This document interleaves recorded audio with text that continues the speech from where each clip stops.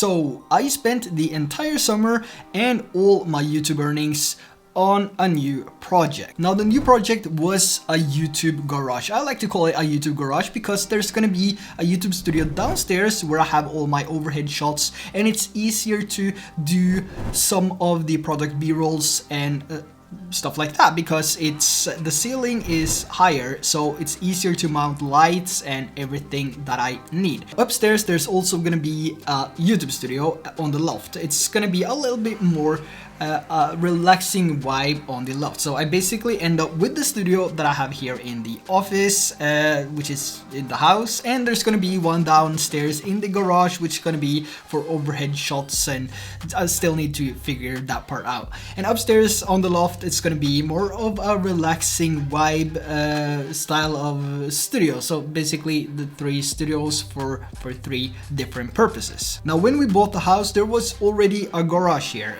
as you can see here, but it's small, it's old, barely room for a car, so I needed to invest in a new one. Bigger, better, and something that I actually built myself, so I can do all the customization and basically put everything that I need to have in the walls, like the power and everything. I decide where everything is going to be, which is really nice. Now I also wanted to film the entire process, and the camera I would prefer would of course be the Sony a7S III, which I'm filming with right now, or my Sony a7 III, which I use for my overhead shots when I make my LumaFusion tutorials. It's been a while, and you know, my my creative ideas and my brain just has shut down. I don't know, just everything is just whew. Now because of the COVID-19, I didn't really know when I was getting the different materials like the garage door, the trusses, and all of that. So filming that with the Sony a7S III or a7 III, which is quite expensive, you consider all the dust and particles and even snow maybe.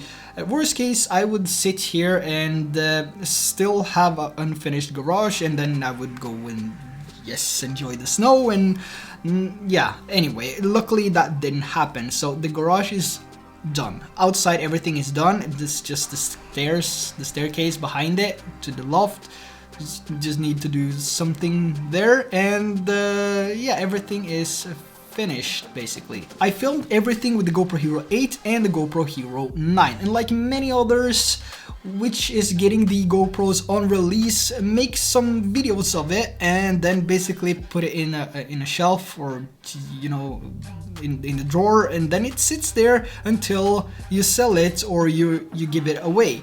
That's my case. So this is actually the first time that I've used the GoPros for this amount of period, like every single day for 1 to 2 months. And the entire file size of the project, the entire size of the project up until now has been 870 gigabytes. 870 gigabytes for filming, and there is some reasons why those are so big. I could probably have got it down to maybe 200. There's a lot of filming, and everything is like, you know, I record from 100% down to 0, and then you know, I have to suddenly figure out that the battery is empty and change it. So that have been an issue or a problem as well. So I lost a lot of footage that way. Now I'm gonna roll some of those clips now before I get to the pros and cons with the GoPro Hero 8 and 9, and see if you can spot the difference between the Hero 8 and the Hero 9 in these clips.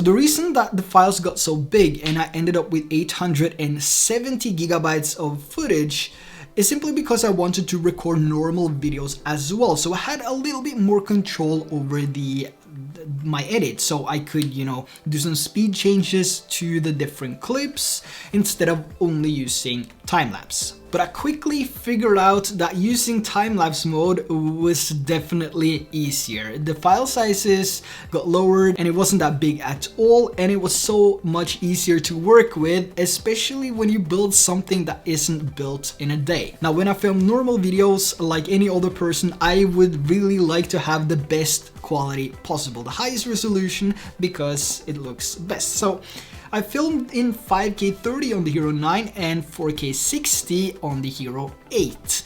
And that definitely increased the file size because I was filming, I was placing it down, hitting record, and it was a 100% battery, and then it was recording until it was, you know, dead. So that definitely increased the file sizes, and one of those recordings ended up being like 60 gigabytes or something like that, between 40 and 60 gigabytes just for one recording, and it basically filmed nothing. But that makes sense, right? The higher the resolution is, the more and the bigger file sizes you will have. So I ended up filming in 1080p to lower the file sizes and 4K 60 on some occasions, and what I did was to actually do some, you know, film small parts. So I would hit the record button when I was actually doing something which was visible on the screen and film for a couple of minutes, maximum 2-3 minutes, and then stop the record, and then a little bit further into the process when you could actually see some of the changes that I've done. Then I hit the record button again when I was doing that, so you could like see the changes over time and the file sizes didn't get that big. And then I put it together and I cut it to the music, and it looked pretty good. And it was a lot easier to work with because it wasn't, you know, that file size which was 10-15 minutes long, and I had to find the different parts within those 10-15 minutes, which was annoying to start with. But doing this is of course a bit more time consuming, but it's like that with every video. The more time and effort you put into it, the better the video is going to be, and the better and easier the edit process is going to be as well. So just doing small parts and do some preparation. I know I could probably finish parts of the garage a little bit faster, but I wanted to, you know, experiment with this and with the GoPros as well.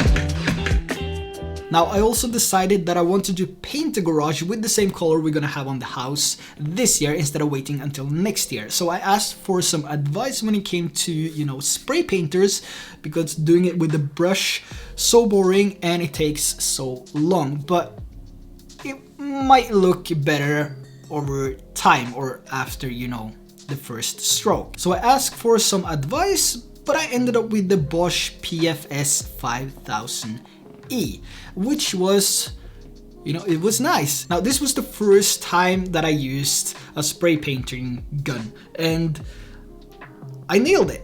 I nailed it. It was so fun and it was so fast, and it's like I can't wait until we're gonna paint the house because it really looked good. So I'm gonna roll some of those clips now so you can see the painting skills.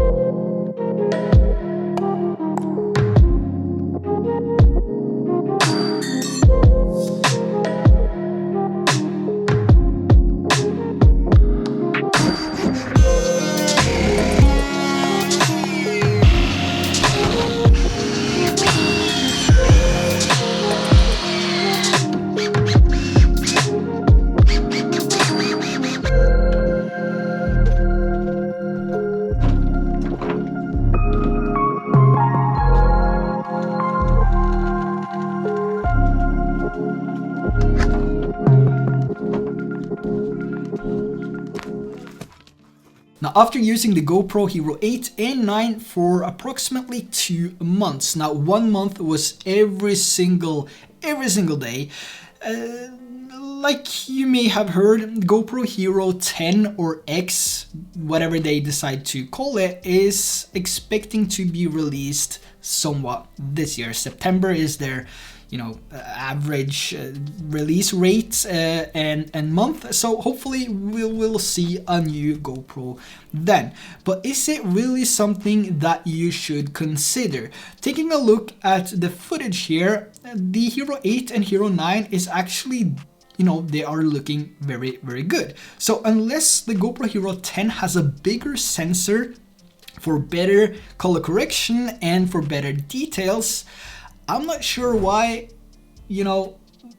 Am I gonna buy it? Most likely, because that's what I do, and that's what I use to make content as well. But unless it has a bigger sensor so you can capture better quality video. So the 5K on the Hero 9, it's good, but it's not as good as 4K on a Sony a7S III. So it's easier to do everything that you want to do with a video if you have a professional and more expensive camera. That's just how it is. There's a little bit more hassle doing a proper color correction to videos shot on the GoPro cameras. For photos, it's a little bit easier because you can take raw photos, so you can do all the customization in Lightroom, which is really, really nice. Now, one of the cons that I've actually experienced when I've been filming every day for a month is the recording is very, very unstable. So I've been recording with the GoPro Hero 9 and the GoPro Hero 8 every single day for a month. Now, the issue that I had is when I record a video and go back to, you know, turn it off, or I record a time lapse, whatever, it actually, it's gone. I even sat there watching the recording start, and then it recorded for 10 seconds, and then I went to do some work, and when I came back, there was nothing, no footage whatsoever. But this mostly happened to the GoPro Hero 9. Or actually only the GoPro Hero 9. The Hero 8 was actually flawless, and there was no issues with the Hero 8. Now, 98%-ish, 97-98% of the time, the Hero 9 nailed it, and there was no issues whatsoever. But I still think the Hero 9 is a lot more buggy than the Hero 8.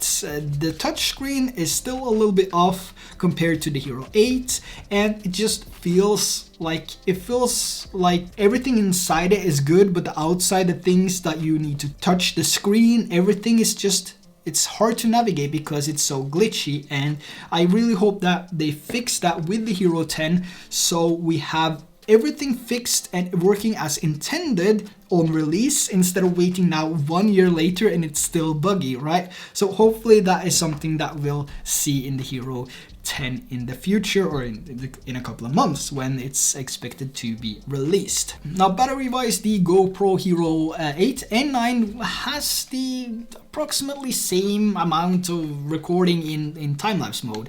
I can't really tell how long, because suddenly, you know, it was not recording anymore, and I didn't really know how long it had stayed like that.